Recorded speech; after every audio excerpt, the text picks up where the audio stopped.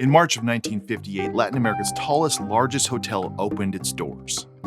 Batista considered the hotel one of his crowning achievements. It would also be one of the last he'd see before fleeing Cuba just 8 months later. The project was financed by the pension plans of Cuban Catering Workers Union and designed by Welton, Beckett and Associates from Los Angeles. The hotel had 630 rooms, a casino, and most importantly to us, they had a Trader Vic's. The Trader Vic's with a special Mai Tai. But the life of that Mai Tai would be as short-lived as the Habana Hilton itself. Kevin Crossman from Ultimate Mai Tai is here to share with us more about this historic Mai Tai. So Kevin, what makes the Mai Tai from Havana 1958 so special and different? Well, we have an exact recipe for this Mai Tai, and it used Rhum St James, which is an Agricole as we know it, in the Mai Tai for those opening ceremonies for this Havana Hilton location, along with Jamaican rum and the typical Mai Tai ingredients. But this is the first rum you could say for sure. Martinique rum. What kind of Martinique rum was it? It was Rhum St James. And we know later on that Trader Vic's used an Agricole, definitely in the 1990s. Jeff Berry talks about his first times going to Trader Vic's and having a Mai Tai with an Agricole. Now, he has said in interviews he saw them put an Agricole in it, but we also know you've seen recipes from the 1990s that they used in Agricole. So it's something that, as far as you know in the research you've done, the farthest back we see St. James or something like it used is 1958? That's right. So 1958, Havana, Cuba, they started using this rum in a Mai Tai, and they were using it at the Hilton. Now, how long was Trader Vic's open in Havana? Well, Trader Vic had done a lot of projects with Hilton at that point, and this Hilton Havana was really a jewel in their portfolio. It was a glamorous country. All these celebrities came for the opening, and it opened in March of 58. Of course, we had a little problem in early 1959. Castro and his troops finally sieged Havana, and that was the end for Trader Vic's and the Hilton property. So we think it's probably around like 9 months from the time that they open the Trader Vic's there until the time that they leave Cuba. So it's really not that long, not long enough to take off, but Trader Vic introduces a new Mai Tai there. I always thought it was kind of funny. You're in Cuba, right? And you use a rum from Martinique and a rum from Jamaica. It would have seemed like maybe fitting to use, something from the island, but we don't know what Trader Vic was thinking at that time. I think my personal thing is I think he was just evolving in what he liked, and you can read in his books about St. James, about Barbancourt. He seems to like those sugarcane juice-based rums more and more as he gets older. I think a lot of people are that way. Those rums tend to also have a lot more flavor than your average Cuban rum, even if it's aged. So that's what we're usually going for in a Mai Tai, is a big, bold flavor. And we know the Mai Tai from Hawaii, which is several years earlier, using a split base of like a Puerto Rican rum and a dark Jamaican rum. So it was all there. He just probably really liked that and wanted to have that at that hotel. Now, the Hilton there, obviously Hilton left, Trader Vic's left. Does Trader Vic's in Hilton in Havana exist today? Well, there is a Polynesian restaurant, but it is not a Trader Vic's. That thing, all of that shut down. In fact, the manager for the Trader Vic's shot on his way to the airport trying to get your flight out of the country. Ouch. So, it was short-lived, and, Trader Vic was so pissed off about this is that he even signed extra copies of that Havana menu and signed it and referred to Dirty Stinker Castro because he had all these extra menus that he'd printed for no good reason. So we know that St. James was in it, and we know there's a recipe for that. How do we know that that was the official recipe from the Havana Hilton and Trader Vic's? Yeah, Eve Bergeron, who is Victor Bergeron's granddaughter, shared this recipe card from that opening weekend at Rum Fest a couple years ago. So it's it's like a Rolodex, and that's what they used to make all the drinks. And it was typed out, and she shared it. So that's how we know that was the official recipe from that opening in Havana. So that's like official from Trader Vic's. We have an actual printed recipe card. It's not a letter to someone. It's not a newspaper clipping from a bartender at the Royal Hawaiian that shared the recipe. It's actually an official Trader Vic's recipe from 1958 in their Rolodex, which is really cool. All right, so this official recipe from Trader Vic's, what is that recipe? Well, we're using 1 ounce each of the Martinique rum, the St. James, and a Jamaican rum. He called for Trader Vic's Jamaican rum.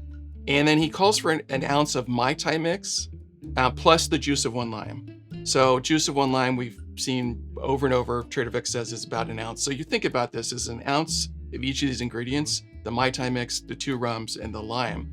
Now the Mai Tai mix is listed also in that same Rolodex as being 12 parts orange curacao to 7 parts orgeat, which is a very interesting ratio. Yeah. Okay, so we'll have to do some math here on our end to figure that out. All right, so we know for certain that it had an Agricole rum in this Mai Tai? Well, we know it had St. James, and there's been a lot of documentation out there that says that St. James has always been a rum Agricole made from sugarcane juice. On the other hand, there's also some documentation that sort of seems to indicate that maybe they were making molasses rums in whole or in part especially during this period in the 50s. So there's maybe a little doubt about that Agricole. It seems like with everything else, there's just not yet 100% certainty. But there's never 100% certainty in anything we do or talk about here.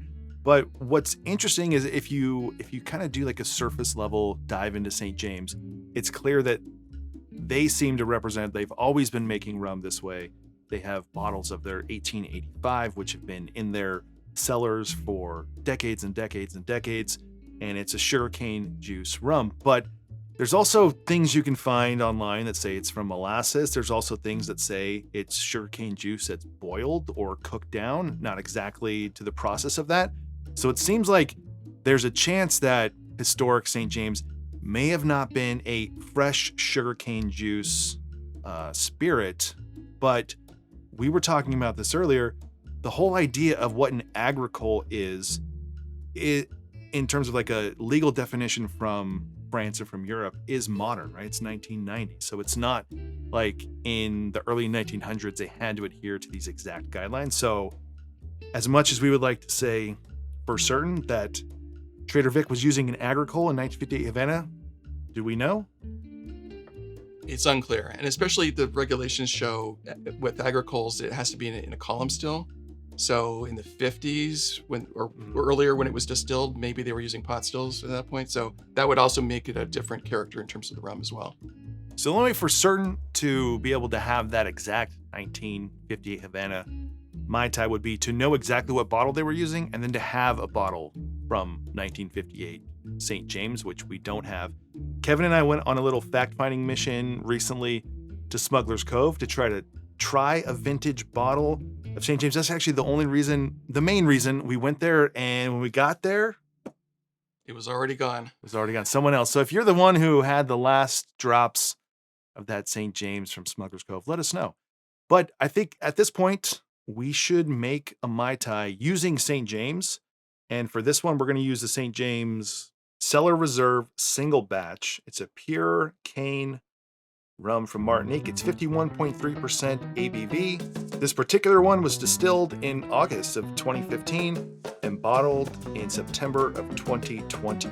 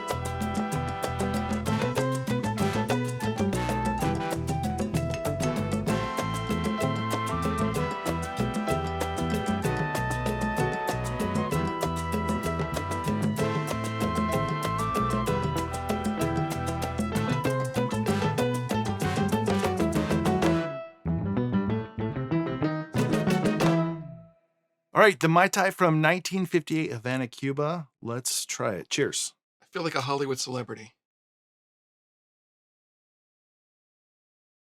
Definitely some bold flavors with that St. James. Yeah, And that aged Appleton, really good. it's very different. It's a little drier, obviously. There's not as much sweetener in there. So you get a little bit more of a rum forward situation happening here. There's a ton of flavor in there. The St. James is like the first thing, but it's also not, it's not like an unaged Agricole. So it's not as much as that like raw, fresh sugarcane. You're getting a lot of the barrelness. You got a lot of age going on in both of these rums. The St. James, do we know how long? That's Around 5 years? 5 years. And then 15 years on the Appleton. So there's, as far as Mai Tais go on this channel, this is one of the more expensive ones we've probably done. Do you know what that retails for?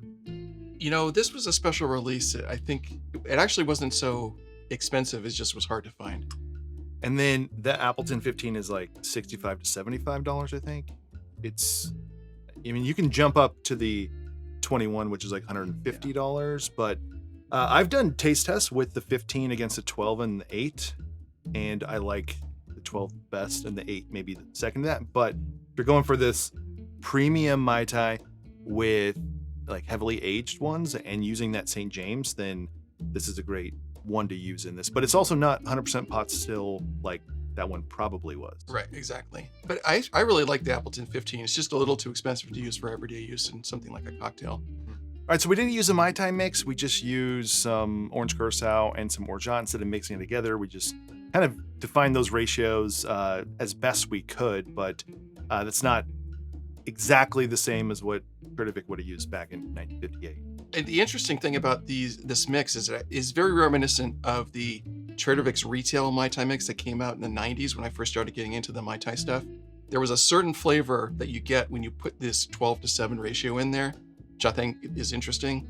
It's too bad that the current Mai Tai mix isn't quite in that same flavor profile, but I think this is really good, and it's definitely worth something to try at home. Yeah, and just because of this, what we made is a little drier, doesn't mean that Mai Tai mix that they use, we don't know the ratios of like how much sugar was in it. So it could have been an orgeat that had more sugar or orange curacao more sugar. So we don't know, but it sounds like they were, I mean, that was like a house-made batch of what they were making, right? It wasn't like that was bottled at that time, right? No, yeah, it was definitely made for that opening, batched up for the all those celebrities to come in there.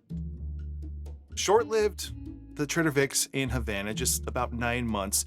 But if you were there in 1958, you would have been able to have this exact cocktail. Kevin, anything else you want to add about the 1958 Havana Mai Tai and kind of the uniqueness of this with the aged Agricole? Well, first of all, it is one of the earliest known actual, for sure, Trader Vic's recipes. And it's pretty interesting. It's a little different from your recipes you see all over the place. So in that respect, it is an interesting unicorn. So if you want to try this, something approximating these two rums is the main thing to do. But if you do that, you'll have just as they were drinking in Havana right before things turned, and this is the closest thing you're going to get to it. So thanks to Kevin for coming and explaining to us more about this special Mai Tai and how it's unique and different. So that's it for this one. If you enjoyed this video, give it a like below, consider subscribing, and check out the Patreon page if you want to support this channel more. Otherwise, see you on the next one.